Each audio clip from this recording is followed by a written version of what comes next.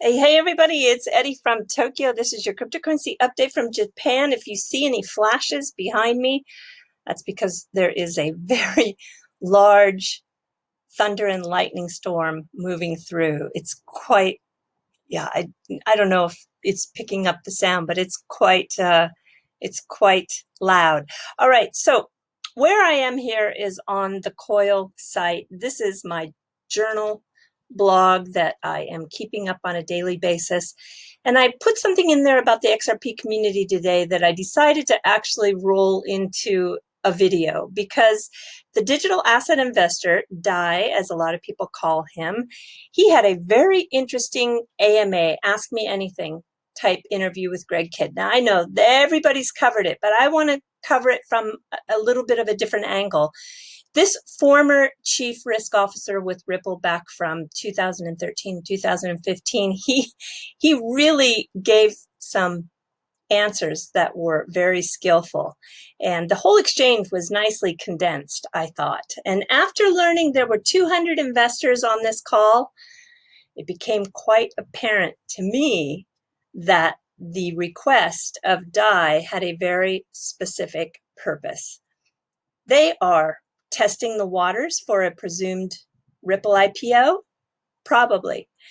Companies often use professional promoters to get those investor relations going in regards to specializing on how to attract the interest of those capital market players. But because social media is so strong, I think they're being a little bit creative here. And besides, stealth marketing has become a big play in the company handbooks around the globe. So this approach makes sense, especially if it's free.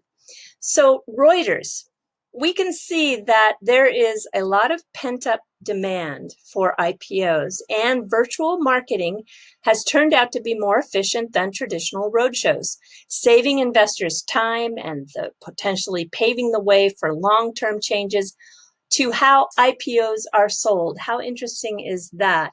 The virtual roadshows completed in just 72 hours instead of management traveling for at least a night and to meet those investors at fancy hotels around the world. You can do it all so much easier when you bring it online. I mean, can you imagine 200 investors were on that call with Dai? So the advisors, they set up these dedicated lines in advance for the investors to dial in. And here they're touting one investment call, the largest conference call in this particular article that Reuters is citing, had 150 investors online. Well, Dai had 200 investors online. So my thought is this. If it is the start of a virtual roadshow, then XRP is a big part of the story, and this is tremendous. When investors realize that XRP is the magic sauce, it is what differentiates the company Ripple from just a pure tech play. Well, the awareness plus the education of this digital asset is going to lead to the attraction. I'm sure it's happened to so many of us, right? So this article is actually from May 30th. It's very recent, so I think we're seeing this change in the space. And this is the Financial Times just 12 hours ago. It says that U.S. companies are scurrying back to IPO market after rapid recovery. Now, rapid recovery, I don't know if that's the words I would use. We're back into a Tokyo alert here in Japan. So I'm not so sure, but I think that the pent-up demand is for real because there was a very good bit of information on Fox Business News. This is the Renaissance Capital founder, Kathleen Smith, and she said there's signs of life with IPOs, and it should be a hot summer. Volatility has stabilized. The VIX market, which was in the 80s mid-March, is now somewhere in the 30s. So that's very, very important. And there are some interesting IPOs that have happened in the last few days. Warner music group. They have Cardi B, Ed Sheeran, Bruno Mars. They're up 20% after their IPO. JDE Peet's Coffee, wow, it was a tremendous success. And the big star was Zoom Info.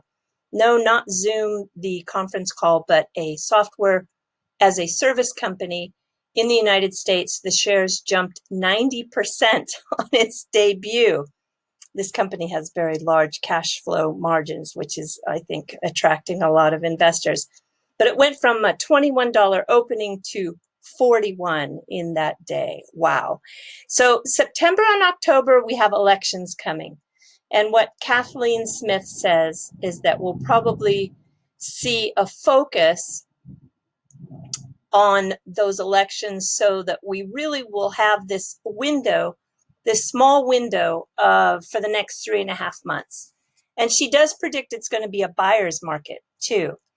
So we all know from Cryptopolis, he's been really good with Brad Kimes on his Friday shows, telling us about this S1 that'll have to be filed. And once that is filed, it will give a clear indication that the wheels are in motion.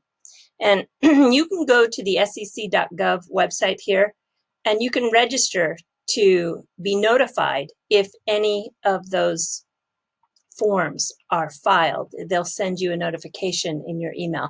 I'll put a link to this down in the description below. So here's what an S1 looks like. It's a registration statement that is, wow, it's huge.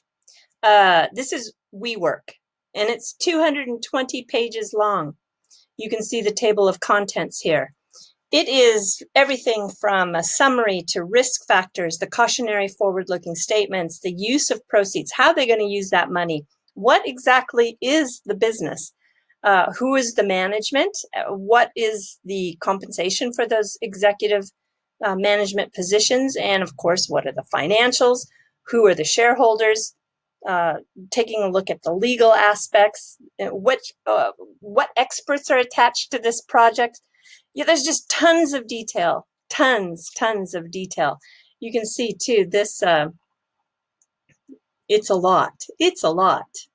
So the question is, have they started this? Well, I would say they probably have. And according to MarketWatch, you can see that there are, well, a lot happening in terms of future IPOs. So 16 have recently been priced. 4 IPOs are coming up this week. 82 are in the pipeline. And 80% of those are going to list on the NASDAQ. And just 35 have withdrawn. So when you take a look at this one IPO for Shift 4 Payments, here they are right here, they're up 45%. Now, this company filed for their IPO, that S1, back in December. So 5 months later now, they IPO'd. So you can see that from start to finish, that was a 5-month process. Now, I imagine that there was some delay. This is probably a little bit slower because we've had a lot of unusual circumstances these past few months. But here's my point. Timing appears to be good. And timing is everything.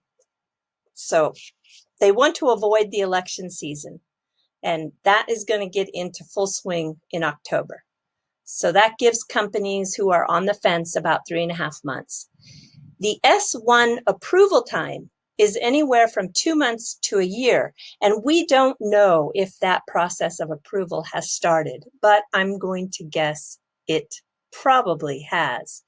Now, I have never felt stronger that XRP is key, really key to the success of this IPO. And that I am basing on those 200 investors that were on that call that Dai had. I just am positive the reason why they chose to speak to Dai is because he is a great representative when it comes to showing the value and the passion of XRP when someone like he has been down the rabbit hole almost every day and is working so hard to bring that education to the XRP community. So the increased awareness, it always leads to discovery of how big the potential is for the digital asset XRP. Oh, yeah, I'm kind of getting excited. All right, the video I did yesterday talked about the Brazilian bank that SBI took a majority share stake in. And I have some thoughts about that. Because in that announcement, if you remember, it included that there is a purpose of the acquisition was a net investment and that it was going to be resold immediately after the purchase of shares. And since the purchase was made under the SBI securities, I started to think that maybe Mr. Kitao wants to tokenize that bank because he's the chairman of the STO association here in Japan, and STOs are really going to be a big thing here in Japan. They've got the green light. So, well, while that's still a possibility, today on a Saturday, we learn that he is establishing a new company. And that company is with the government and also regional banks. So he's brought this capital investment, and along with the new entity, he's brought along Mr. Yasushi Hasegawa, who's the former deputy officer of the FSA, the Financial Service Association. They regulate all the banks and the crypto exchanges. They're like the SEC of Japan. They're a government body that falls under the Ministry of Finance, and he's going to hold the Secretary General position. It's unbelievable, Mr. Kitao's network. Really, it is. And this leads me to believe that maybe that Brazilian bank, that Brazilian-focused bank, is going to maybe have its shares sold to this entity. I don't know, but one thing is for sure, the acceleration of SBI's moves stands to be paid attention to. That is for sure. And yesterday, it's just unbelievable. Yesterday, he invested 1 billion yen in this company with just another company. So just two of them, $10 million into Alpaca. It's a company that develops financial system platforms to forecast foreign exchange markets. It's a price prediction tool, and it's performed with AI for banks. I'm sure he's going to bring this technology to all those regional and local banks that he is gathering up under this new company so that he can successfully create his vision, which is this fourth mega bank in Japan. All right, everybody, we are jumping to the fluff. I found a place where you can order masks that are from Japan and they have Japanese motifs, and I think they are just beautiful.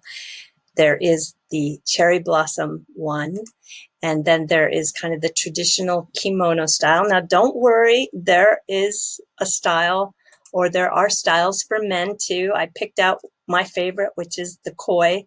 These are the carp in the water. I think it's just great. Anyway, these masks are washable, and they are about a little less than $10 a piece. Well, they're $8 to $10 in price. And yes, they ship internationally. You can even pay with PayPal if you want. They use a third-party shipping company, so it's safe to do. And yeah, I think it's just great. I'll put a link to it in the description below as well. And then there's something I've wanted to talk about for a long time, and this is the Engawa. Engawa is something that is really Japanese, and I think it's part of the Japanese architecture that everybody falls in love with when you arrive here, and that is this wood. It's kind of like a balcony, veranda, deck, walkway, but it's used a little bit differently in Japan. And the en means edge, gawa means side, and it can run along the side of the building or actually all around the whole entire room by room. It connects on the outside, and it's protected by these eaves, And in the older traditional homes, like you see here, it is divided between the indoor and outdoor with either a shoji screen or a sliding door like this. But in modern architecture, you usually see that it has a glass window or glass doors that separate between the inside and the outside. But do you see, this is the way it's used. You sit on it. And it is just one of the best ways to relax and enjoy the outdoors without feeling like you're in the elements. It's you're half in and half out, and I just love the way it functions. And also, I'm not the only one that loves them, because you're going to see in a second, a lot of people are collecting the pictures on Pinterest. This is one that has the wood highly polished with a lacquer. And if you go to any of the temples, especially the ones in Kyoto, you'll take your shoes off and you enter the space barefoot or with socks on. But if you do it barefoot, oh my gosh, it's the best experience in terms of how it feels. I don't know why, but that wood on the barefoot just feels great. And I hope you get a chance to try. Now, on those collections of Engawas, there is a fabulous collection on Pinterest, and I am going to, Pinterest is really interesting when it comes to people's deep, deep passions on just everything in the world. I'm going to choose my 10 favorite, and I'm going to put them on the extended version of my coil fluff. And so I think I'll have that done by tomorrow. Gosh, the ones with the gardens on the other side too are just, I think, some of the best. All right, everybody. Yeah, do take care. Sayonara for now. Bye-bye.